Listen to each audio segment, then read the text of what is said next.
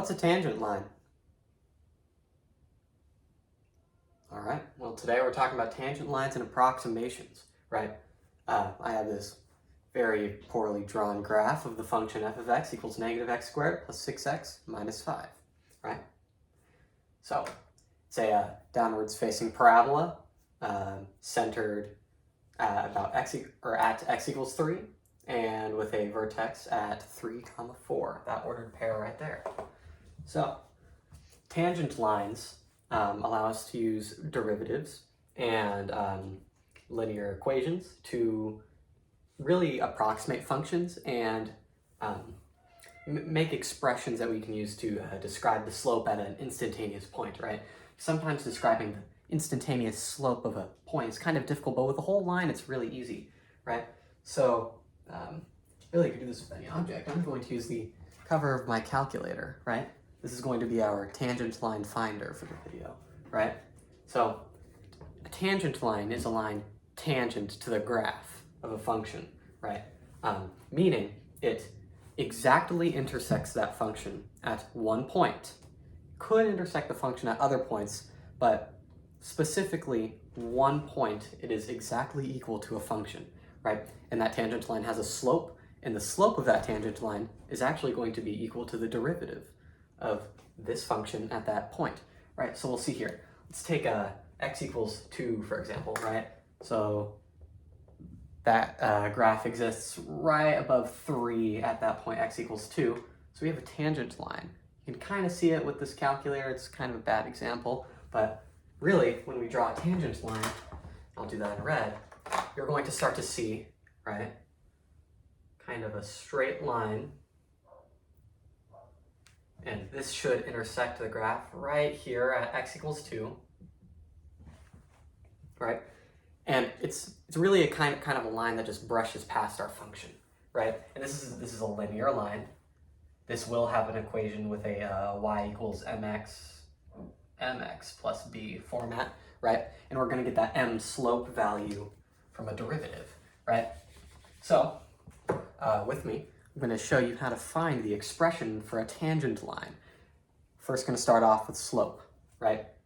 If we want to find the slope of a tangent line, which remember earlier I said is going to be equal to the derivative of your function at x equals 2, we're going to first need to find the derivative. So I'm going to do this work over here, right? So if f of x equals negative x squared plus 6x minus 5, then f prime of x is going to be equal to negative 2x, right? And bring that 2 down, multiply it by this negative 1 here that already exists, subtract 1 from the exponent, plus 6, and then I guess minus 0, right? Because the derivative of a constant is 0. And to get this 6 here, this x has an exponent of 1, right? So you just multiply that 1 by 6, you get 6, and subtract 1 from the power, so you'll get 6x to the 0th power. X to the 0th power is 1, so we don't need to write the x. So it's really just equal to negative 2x plus 6, right? Can you see that fine up there? Here, I'll bring in the camera so you can see that, right? So that's our derivative. And I'll switch to black because it's a bit easier to see, right? But we need to find the slope. We have a derivative expression, but that's not our slope, right? We need to plug in a value to our derivative. But what value do we plug in, right? So I'm going to rewrite f prime of x here. Okay, we want to find the instantaneous slope at x equals 2. So we're going to plug in x equals 2 to f prime of x. So we're going to be finding f prime of 2, equals, okay, and that's negative 2 times 2 plus 6, which is equal to negative 4 plus 6, which is equal to 2, right? Perfect. We get 2. Let's double check our math there. Plug that in, get negative 4 plus 6, yeah, get 2. F prime of 2 is equal to 2. All right, so now in this tangent line where we have our y equals mx plus b, right, slope-intercept form, we're going to have an m value equal to 2, the slope value, right there, okay? Okay, but now we have to find an equation for this tangent line, right? We need a b value, so we need like that y-intercept. Now, remembering back to what I said, tangent line intercepts a graph exactly at that point, x equals 2 in this case, right? So we're going to use our point slope form equation to actually find the equation of this tangent line. If you remember that, it's going to be y minus y1, this is the textbook definition, equals m x minus x1, right? Kind of confusing to think about, but I'll tell you how to get these y1 and x1 values, right? And it's going to simplify very nicely. Now remember, all the way back to our f of x function, right? We need to find a point. This point, we need to find the point where this intersects, and that's going to be the point that we plug into our point slope form for our tangent line. So we need to find actually f of 2, not f prime of 2. That finds our slope at x equals 2. We need to find the output value so that we can have an ordered pair to plug into this point slope formula, right? So that's going to be equal to negative 2 squared plus 6 times 2. You can see this, minus 5. All right, 2 squared is equal to 4. That's going to be equal to negative 4 plus 6 times 2 is 12, then minus 5. And that's going to equal 3, right? 12 minus 4 is going to be equal to 8. 8 minus 5 is going to be equal to 3, right? Okay, so we have f of 2 equals 3, meaning that at this point, 2, we are going to have 2 comma 3. That's going to be our ordered pair, right? And we have an m value, our slope, is equal to 2. So what do we do with this now? We're going to plug it into our point slope formula, right? So going to do this math over here. We're going to have y minus, and then our y1 is going to be equal to this output value. So y minus 3 equals, and then we have our m value, our slope, 2x minus, and then 2, which is our input value right here, this value, not the slope value, because they're not always the same. Okay, then we really get y equals 2, and then I'm going to distribute this out, 2x minus 4, and then plus 3, because we do some algebra there, we get that 3 over to the other side. Then we get y equals 2x minus 1, right? So this is actually going to be our tangent line expression for this tangent line here at x equals 2, right? Pretty interesting. Your tangent line is always going to be linear. We'll very, very, very far down the line in calculus get to some nonlinear approximations of functions using derivatives and summations and all of that. But for now, we have a tangent line, linear equation, y equals 2x minus 1. And that's this red line here that I've drawn. That's y equals 2x minus 1. Okay, now what do tangent lines allow us to do? Sorry, I'm going a little bit fast right now. I'm trying to get through this. This is a pretty big topic. We're going to do some approximations, right? We're going to use the tangent line to approximate values of f of x. Because sometimes, if you don't have a calculator, do you really want to do f of 1.75? No, you don't, right? That's going to be really, really tricky, right? So I'm going to go ahead and erase some of this work because we're going to need some space. I'll keep our tangent line up though. Okay.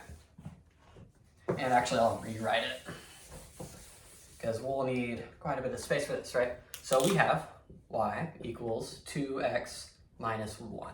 That's our tangent line, a line tangent to the graph at x equals 2, right? We have a slope, a derivative. Oh, fun fact, before we move on. If you're ever given a graph and you're given a tangent line, right? You can find the derivative because the derivative is just going to be that m value, that slope, right? So just a little interesting shortcut. This can kind of go both ways, right? Sometimes, in like textbooks, classes, you'll be given a tangent line, maybe not be given a formula for a function, but you'll be given its tangent line. You can do some approximations then. Let's do some approximations, right? We'll use that one. We'll use x equals 1.75. Okay, I don't want to do f of 1.75 in my head. F of 1.75? No, I don't want to do that. We're going to approximate using a tangent line. Because think about this. We have a tangent line that is exactly equal to our function at x equals 2. For this function, it's going to be only equal to f of x at x equals 2. If this was like, if you had like a cubed function or just some other really weird polynomial function and you made a tangent line like how about right here, for example? It's kind of difficult to see. That would intersect at multiple spots, right? But it wouldn't necessarily intersect in those multiple spots with the correct instantaneous slope, right? So, but for this case, our tangent line is equal to our function at x equals 2, right? But at 1.75, right about here, it's not, right? Our tangent line is not equal to that function. But we want to know what that value is. So we're going to use our tangent line, and we're going to have some error. We're not going to get an exact answer for f of 1.75. We're going to get something that's pretty darn close, right? If you see that like little blue area, that's kind of like our error right there. We're going, just looking at this, we're going to underestimate it. We're going to, we're going to overestimate because our tangent line is going to give us a value on the tangent line. In reality, f of x would give us a value on this curve, f of x. So later on, we'll talk about how you can tell just from a function if you're going to overestimate or underestimate with the tangent line. We'll get into that later, right? We are just going to plug in, I'll do this work over here, right? If we just plug in x equals 1.75 to our tangent line, we're going to get that approximation. It's going to be an overestimate, but that's fine. So we're going to just plug it in for x. And that should be a -1, my bad, because we have 2x minus 1, not plus 1. So yeah, here I just plugged in 2.75 for x, and we're going to do this algebra. This is still a little bit tricky, right? But much easier to do in our head, right? Now, 2 times 1.75, okay, ooh, think about what that is. It's going to be about 3.5. 3.5 minus 1. And we could do 3.5 minus 1 in our head, that's going to be 2.5, right? And so now, I'm going to use a calculator here to find the actual value of f of x, right? So, let's do that. So, I'm going to plug in this value here. And if you want to skip ahead, that's perfectly fine. So I'm just punching numbers into my calculator. I should have done this beforehand, before I started recording this, but whatever. Doing it with you guys. Okay, I get a value of 2.4375. 2.4375, right? So we're correct. We did overestimate, but just by a little bit. So f of x is actually equal to 2.4375. I believe that's what I said. Okay, so this is what f of x is equal to. But we have a tangent line approximation. We have a y equals 2.5, which is approximately equal to f of 1.75, right? So that's really what we've done. We found an approximation here. And that's going to be one of our biggest uses of tangent lines.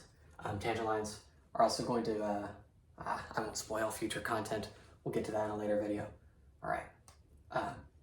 Yeah, you could do tangent lines on any functions, but for now we're just going to be doing polynomial functions because that's what we know how to do derivatives of, right? So really to conclude, tangent lines are a cool way for us to use our knowledge of derivatives and algebra using point-slope form really to find lines that are exactly equal to a function at one point with the instantaneous slope of the tangent line equal to the instantaneous slope of our function approximated at that focus value, I guess. That's, you could call it, that convergence value. Tangent lines allow us to approximate. We're going to have some error, right? Like I'll draw in blue here. If you were to approximate this value, you'd have some error, right? But tangent lines are really good at approximating functions when you're really close, right? We used 1.75 as an example here. It's really close to 2, which is that center of our tangent line. But if you were to approximate a value like x equals 7, right, you'd get a super huge error because your tangent line would be like way up there. Your function would be way down here, right? So you'd get a super huge error, and you wouldn't really want to use a tangent line to approximate that. You'd want to make a different tangent line at a different spot if you wanted to approximate that function, right? But anyways, really thank you for joining me. This is a pretty important topic. Really, we're starting to look into the applications of derivatives in the greater scheme of math, I guess. Goodbye, class.